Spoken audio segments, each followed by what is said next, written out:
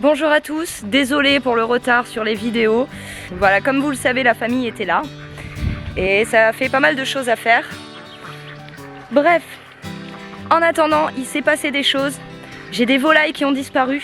Et oui, je ne sais pas comment c'est possible, mais on a 2 poules soies qui ont disparu le même jour, et ce en pleine journée. Alors on pourrait se dire qu'il y a eu un prédateur la nuit, elles ne sont pas rentrées au poulailler, ce genre de choses. Pas du tout, je les ai rentrées le soir et au petit matin elles sont sorties, et ensuite dans la journée impossible de les retrouver. Et ça fait maintenant 5 jours qu'elles ont disparu, 6 jours. Plus une poule grise cendrée qui a aussi disparu, et elle avait disparu quelques jours avant. J'ai pensé qu'elle était quelque part en train de couver, c'est la période, en ce moment les volailles veulent se reproduire. Et je l'ai cherchée partout, malheureusement je ne la trouve pas. On dirait que je suis toute nue sur la vidéo, non je suis habillée hein. Je précise. Coucou tout le monde. Là je voudrais vérifier, on a un coin du jardin où je n'ai pas regardé. Normalement les poules ne peuvent pas accéder dans ce coin, mais bon on ne sait jamais. Alors comme je vous dis, c'est la saison des couvaisons.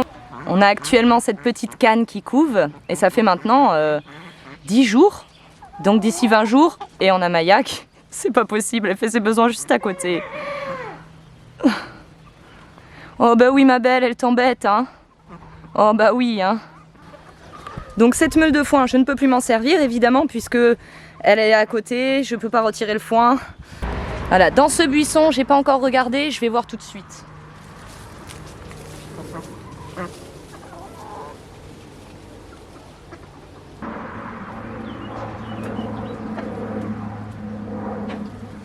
Bon, ben non, il n'y a personne dans ce buisson non plus. Je me disais peut-être au moins retrouver un corps. Non, c'est bizarre, je sais vraiment pas où elles sont passées.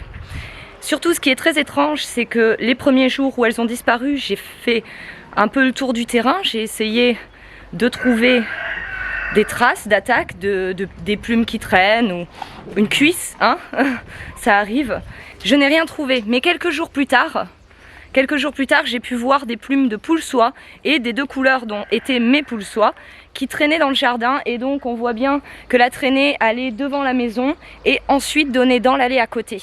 Donc quelque chose a pu embarquer les poules, et ce en pleine journée. Là je ne sais vraiment pas ce que ça peut être, car évidemment quand on n'a pas de cadavres à ramasser, c'est difficile de savoir qu'est-ce qui a attaqué nos poules. Et le fait est que c'est pas un renard puisque c'est passé à l'intérieur du grillage. Le renard il peut pas passer à l'intérieur, et de toute façon les renards ne sont pas courageux. Alors en pleine journée avec les chiens dehors, alors des amis m'ont dit ce serait pas des prédateurs à 2 pattes par hasard, puisqu'effectivement il faut pas penser seulement aux prédateurs à 4 pattes, il y a aussi des vols de volailles, et on en a eu dans le coin. Il y a une dame pas très loin qui s'est fait voler des canards. Alors ça pouvait être une option, mais ça me paraît quand même assez étrange dans la mesure où on a nos chiens, où ils auraient fait quelque chose. Ils sont dehors la journée, si quelqu'un était entré, ils auraient fait quelque chose. Du moins, j'aime à le croire. Dans la serre, il faut que je tuteur les tomates, mais ici, les barres ne sont pas au bon endroit, il faut qu'on les change de place. Parce que regardez, on a des tomates là qui commencent à se coucher, c'est pas bon du tout ça. Bon, c'est pas bien grave, elles vont pas en mourir. En tout cas, on peut voir qu'elles se sont bien développées et qu'elles ont grandement besoin d'une taille. Ici, autour de la serre, j'ai repiqué des tomates gariguettes. Il faut que je désherbe partout là, en ce moment, c'est la période. Donc des fraises gariguettes, excusez-moi. Tout le long, là, on a des tomates et on a des fraises. On a même quelques tomates qui commencent à se développer. Et donc les fraisiers, on peut voir qu'on en a aussi ici qui ont été repiqués. Je vais avoir pareil du désherbage à faire. Voilà, j'ai repiqué des fraisiers partout. Là on en a.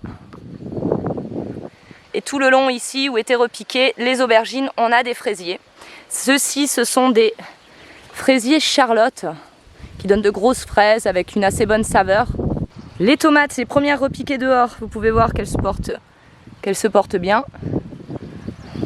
Belle laitue rouge, celles-ci sont excellentes, la Vulcane, j'adore. Et ici, j'avais quelques pieds de tomates que j'ai repiqués. Et j'ai récupéré donc des bambous sur mon gros bambou qui pousse là-bas. Donc normalement les bambous pour le tutorage, il paraît qu'il vaut mieux, si on veut les conserver, les faire sécher avant. Mais j'ai déjà acheté des bambous qui étaient donc séchés, ils ne tiennent pas plus d'une saison. Alors pourquoi s'embêter à les faire sécher puisque de toute façon ça ne se conserve pas. Alors comme vous pouvez voir, on a pas mal de désherbage à faire, hein. Ici, les laitues ici au pied des tomates ont besoin d'être désherbées. Les oignons poussent comme il faut. Ceux-là sont très beaux. Les petits pois. On va arriver à la période où les petits pois il fait trop chaud pour eux, donc de toute manière je m'embête pas à les tutorer en permanence pour qu'ils puissent continuer à grimper parce que là très rapidement ici ce sera impossible d'avoir des petits pois qui poussent. On est au mois de juin déjà, donc c'est trop tard. Enfin trop tard, on va en avoir, mais effectivement les petits pois n'aiment pas trop la chaleur, surtout la chaleur qu'on a ici, chaleur assez intense. Oh Patou, bonjour Patou, bonjour les amoureux, hein? Alors si quelqu'un sait justement pourquoi les poules ont disparu, qu'est-ce qui peut être à l'origine? Vous avez un poil sur l'objectif. Voilà. Qu'est-ce qui peut être à l'origine de la disparition des poules? Si vous avez eu un peu la même chose et que vous savez, n'hésitez pas à me le dire dans les commentaires parce que vraiment je m'inquiète. Et je m'inquiète pour les prochaines volailles qui vont disparaître. Parce que c'est pas logique que on a la poule gris cendrée qui a disparu quelques jours avant les poules soie. Donc ce qui se passe c'est assez étrange quand même, hein. C'est bizarre. Je doute que quelqu'un soit venu les voler quand même, j'ai eu de gros doutes là-dessus. Mais effectivement, on a retrouvé des plumes qui donnent dans l'allée. Il faut passer par le grillage, l'intérieur du grillage. On voit bien la trace, en plus l'herbe a été couchée, donc on voit vraiment où l'animal est passé. Et un animal qui soit si petit pour passer les mailles d'un grillage, mais qui soit assez gros pour embarquer une poule entière, même si les poules soie sont des petites poules, je saurais pas du tout dire ce que c'est. Dans un autre registre, je pense que Maya est enceinte. Et c'est beaucoup trop tôt pour elle. C'est beaucoup trop tôt pour elle et effectivement elle a eu ses premières chaleurs en début de semaine dernière. Et ça va très vite avec les chiens, même avec une culotte ça change rien. Je sais pas comment font les gens qui ont un mâle et une femelle pour éviter qu'ils se reproduisent. Bon, on va devoir la faire avorter. On n'a pas le choix parce que sinon elle est trop jeune, les petits seront trop gros pour elle, elle ne pourra pas accoucher, c'est dangereux pour sa vie. De toute façon il faut qu'elle soit arrivée à maturité, elle, pour pouvoir se reproduire. Donc il nous reste encore plus d'un an et demi avant de pouvoir les laisser se reproduire. J'espère qu'on n'aura pas à l'avorter à chaque fois parce que j'imagine que c'est pas quelque chose qui est bon pour eux. Si vous posez la question, pour l'avortement, c'est 2 injections à 24 heures de décalage jusqu'au 45e jour de gestation. On peut avorter de la sorte. Donc c'est ce qu'on va faire. Bon, c'est un petit budget, je crois que c'est dans les 150 € à peu près. Mais voilà, de toute façon, la question ne se pose pas puisque c'est dangereux pour sa santé. Hein Patou? Elle est trop jeune, Patou? Bah oui, elle est trop jeune pour toi. Patou, il fait dans la fraîcheur. Hein Patou? J'ai encore des semis ici à repiquer d'ailleurs. On a le persil qui a souffert un peu du soleil, mais il commence à repartir. Alors aubergines, poivrons, piments, j'ai un peu peur de repiquer cela dans la mesure où il y avait des cochenilles dessus. Et regardez, ça pousse pas, hein. De toute façon, je pense que là c'est une question de terreau. Hein, le terreau est trop pauvre de toute façon pour pouvoir nourrir les plantes. Mais c'est vrai qu'avec les pluies qu'on a eues, je ne vois plus de cochenilles. Alors je vais peut-être les repiquer, on ne sait jamais, ça peut donner quelque chose. Alors on peut voir que le basilic aussi a un peu souffert de la chaleur, du soleil du moins, pas de la chaleur mais du soleil. Mais ça va, ça reste vert quand même. Je vais aussi repiquer ça. Ma pépinière à laitue. Bah, comme vous pouvez voir, il y a les poules qui sont passées par là. Se sont fait un petit buffet, hein. Voilà. Petit buffet de mes laitues. C'est dommage. On se demande pas qui est coupable. Hein, mademoiselle, hein? Elle est côté piscine depuis hier. Je n'arrive pas à la faire ressortir. Elle ne veut pas. Elle a décidé qu'elle vivrait ici, je crois. Alors du coup, ben, on a les deux poules soie qui ont disparu. Ben, il nous reste le coq soie qui est ici tout seul, le pauvre, il a plus de femme. Parce que là, clairement, je ne vois pas comment le coq pourrait être heureux dans ces conditions. Il n'a plus de poules, Il est tout seul. Les autres poules qui sont devant sont encore un peu jeunes, donc elles sont à sa taille. Mais très rapidement, elles seront beaucoup trop grandes pour lui. Et il sera certainement incapable de les cocher. Donc il va être malheureux. Il vaut mieux mettre fin à ça, puisque je suis sûre aujourd'hui de ne plus retrouver mes poules soie, j'en suis certaine. Je vais venir voir ici par là, l'herbe est assez haute, peut-être qu'on a quelque chose ici maintenant. Et si on regarde là, dans le champ, on peut voir que à certains endroits les herbes sont bien couchées. Et il y a quelques jours on voyait encore une trace ici, laissée par un animal qui doit errer à l'arrière du terrain pour surveiller, j'imagine. Car on voyait bien que l'herbe était couchée sur toute une bande contre le terrain et ça donnait jusqu'à derrière chez la mamie qui elle aussi a des poules. Je pense qu'on a un prédateur qui se fait un beau buffet régulièrement. D'ailleurs il faudrait que j'aille voir ma petite mamie à côté, lui demander si ses poules n'ont rien subi. Qui sait, peut-être qu'elle a mes poules. Je pense pas qu'elle ait mes poules, si c'était le cas elle me l'aurait dit. Alors, pour les ateliers boucherie, je vais vous annoncer la date dans la semaine prochaine, puisque là je dois mettre en ligne la date, enfin le week-end où ça arrivera, donc je dois mettre en ligne ça sur Patreon, pour les abonnés Patreon, et je dois aussi recontacter les personnes qui m'avaient contacté par email, voir si les dates, si c'est bon pour eux. Je contacte d'abord les gens qui m'ont contacté par email et les abonnés sur Patreon.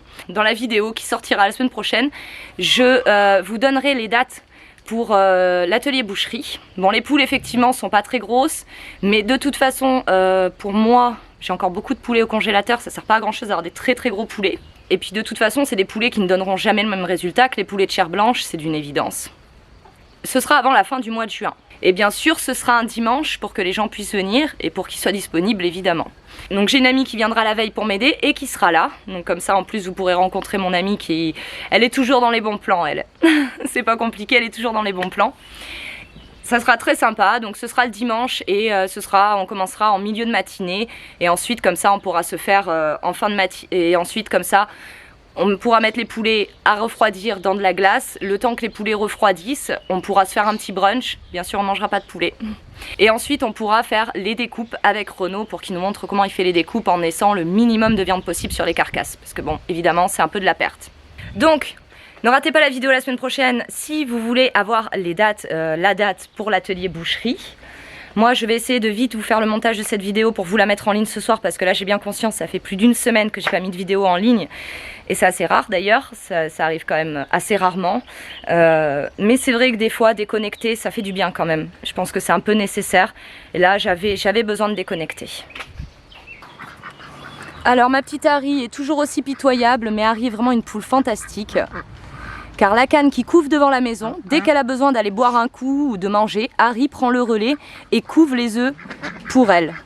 Le soir, elle dort avec la canne, donc dehors, et elle dort sur la canne carrément. Ce qu'on appelle du travail d'équipe, donc elles travaillent toutes les deux pour arriver à mener à bien cette couvaison, c'est assez marrant à voir. Par contre, comme vous avez pu voir, la canne elle est en liberté, donc la nuit elle est dehors, il pourrait lui arriver tout un tas de choses, pour l'instant c'est pas le cas. Maintenant, je croise les doigts pour qu'il ne lui arrive rien avant la fin de sa couvaison. C'est vrai que là devant où elle se situe pour la couvaison, les chiens sont avec elle la nuit, donc elle ne risque au final pas grand chose. Mais bon, on n'est jamais à l'abri de rien, comme vous pouvez voir, même en journée, les volailles peuvent disparaître.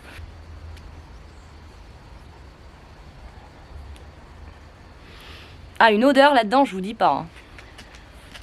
Si l'enfer avait une odeur, ce serait ça. Mais oui, Patou, je t'aime, mais c'est affreux, c'est atroce. Pourtant, je lui ai lavé les dents, hein, mais je lui lave les dents de temps en temps, mais ça change rien. Donc voilà, comme vous pouvez voir, les volailles se mettent ensemble pour faire les couvaisons, c'est quelque chose d'assez sympa et d'assez marrant à voir.